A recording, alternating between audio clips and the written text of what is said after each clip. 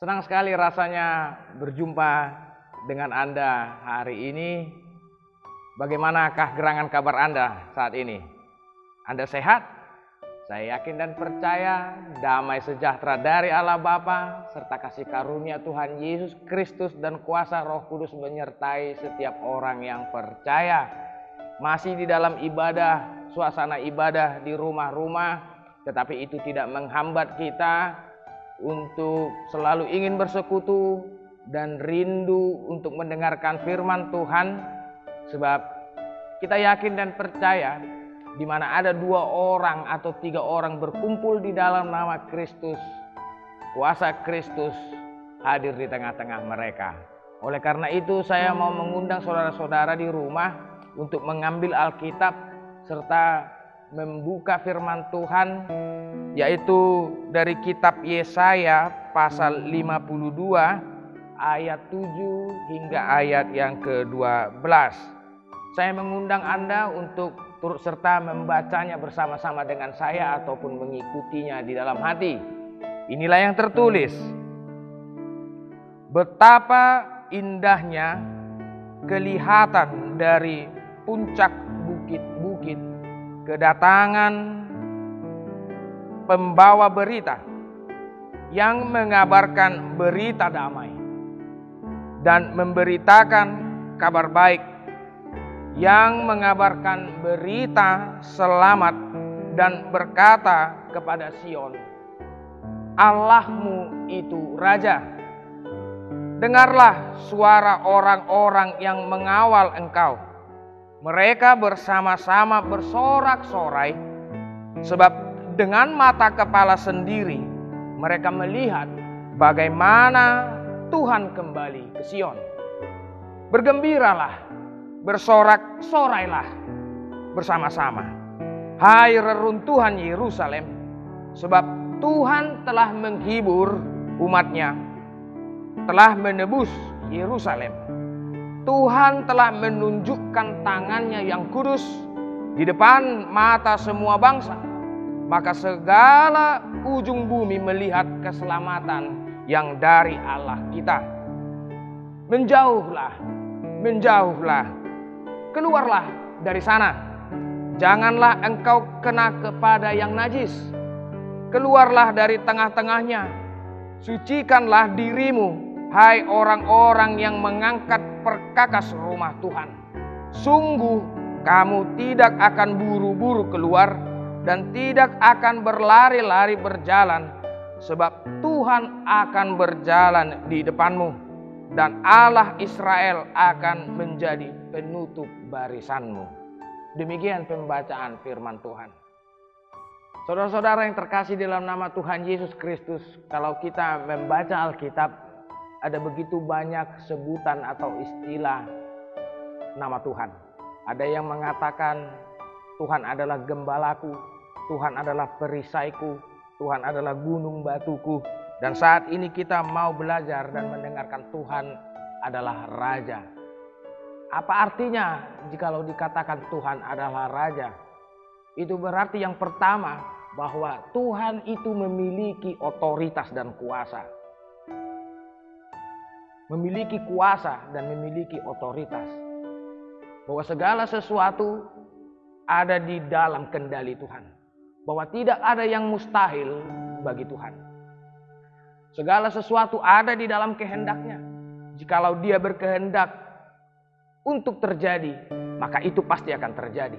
Tetapi jikalau dia menghendaki untuk tidak terjadi, maka itu tidak akan pernah terjadi. Seperti yang terjadi, seperti yang dialami oleh bangsa Israel.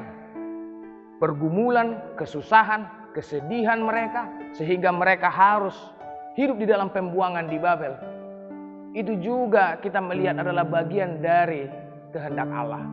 Walaupun itu merupakan penghukuman, tetapi di balik penghukuman itu adalah ketegasan Tuhan untuk menunjukkan kuasa dan otoritasnya. Kalaupun ada di antara Anda yang berpikir bahwa persoalan pandemik yang terjadi dan menjadi pergumulan kita bersama-sama saat ini dan bagi dunia ini, saya tidak menyalahkan jikalau Anda mengatakan bahwa ini adalah bagian dari kehendak Tuhan. Ini bagian dari penghukuman Tuhan. Tetapi Anda harus ingat, apapun itu, seperti yang dikatakan surat Ibrani pasal yang ke-12 ayat ke-6 hingga ayat yang ke-8, bahwa Tuhan menghajar orang-orang yang dikasihinya. Tuhan menyesah mereka yang disebut sebagai anak-anaknya. Dan sebenarnya Tuhan menghajar dan menyesah mereka supaya tidak menjadi anak-anak yang cengeng, tidak menjadi anak-anak yang gampangan, tidak menjadi anak-anak yang selalu tinggal di dalam kekalahan, tetapi bagaimana supaya tetap semakin kuat dan mengenal bahwa segala sesuatu yang terjadi ini adalah di dalam kuasa dan kehendak Tuhan. Dan yang kedua, jikalau dikatakan Tuhan itu adalah raja, itu berarti Dia yang memimpin. Dia yang memimpin Anda, bukan Anda yang memimpin Dia. Oleh karena itu, jikalau Dia yang memimpin, itu berarti Dia yang bertanggung jawab terhadap hidup Anda. Kalau Dia yang bertanggung jawab terhadap hidup Anda, itu berarti Dia yang lebih mengerti dan mengetahui apa yang menjadi kebutuhan Anda. Oleh karena itu, mengapa Anda harus panik? Mengapa Anda harus gelisah? Mengapa Anda harus khawatir? Kenapa Anda harus bersungut-sungut? Seperti yang Yesus katakan, jangan khawatir akan apapun juga, terhadap apa yang engkau pakai, terhadap apa yang akan engkau makan, sebab Tuhan mengetahui apa yang menjadi kebutuhanmu. Dan bahkan sebelum Anda sampaikan di dalam doa, Tuhan itu sudah lebih mengerti dan memahami apa yang kita perlukan, seperti yang dikatakan di dalam Matius pasal yang ke-6. Oleh karena itu, saudara-saudaraku, jikalau Anda masih tetap tinggal di dalam kekhawatiran, itu berarti Anda kurang mempercayai bahwa Tuhan yang memimpin hidup Anda. Sehingga ketika Anda masih tetap tinggal di dalam kekhawatiran, Anda bersungut-sungut, itu menunjukkan Anda tidak mau mensyukuri apa yang Anda terima saat ini. Orang yang hidup di dalam kekhawatiran adalah orang-orang yang tidak mampu mensyukuri apa yang dia terima. Dan akhirnya ketika dia tidak mensyukuri apa yang dia terima, maka dia akan tinggal di dalam kekecewaan. Dan jikalau Anda tetap terus tinggal di dalam kekecewaan, maka itu yang akan membuat Anda menjauh dari Tuhan dan meninggalkan Tuhan. Oleh karena itu, saudara-saudara, jikalau kita memang menyadari dan mengerti bahwa Tuhan itu adalah Raja, Dia yang berkuasa terhadap kita, Dia memiliki otoritas, Dia memiliki kehendak, dan segala sesuatu itu ada di dalam kendalinya. Dan yang kedua, kalau Tuhan itu adalah Raja, Dia yang memimpin kita, Dia yang bertanggung jawab terhadap Anda, Dia yang mengerti apa yang menjadi kebutuhan Anda, maka kita sebenarnya tidak ada yang perlu kita khawatirkan. Nah, oleh karena itu, apa yang menjadi tugas kita saat ini, jikalau kita sudah mengenal bahwa Tuhan itu adalah Raja? Firman Tuhan mengatakan di dalam kitab Yesaya ini, supaya kita sungguh-sungguh mendengar suara orang-orang yang membawa damai. Mendengar suara orang-orang yang mengumandangkan salam. Berarti kita harus memakai alat pendengaran kita, yaitu telinga Anda, untuk lebih dengar-dengaran kepada suara Tuhan. Nah, dengan keadaan sekarang ini, saya ingin bertanya, Anda lebih menyenangi mendengar suara Tuhan, ataukah Anda lebih suka kepada dengar-dengaran kepada hal-hal yang ada di dunia ini? Karena dunia ini selalu mengumandangkan kecemasan. Dunia ini selalu mengumandangkan kegelisahan. Dunia ini selalu mengumandangkan membuat kita supaya semakin takut dan khawatir dan panik.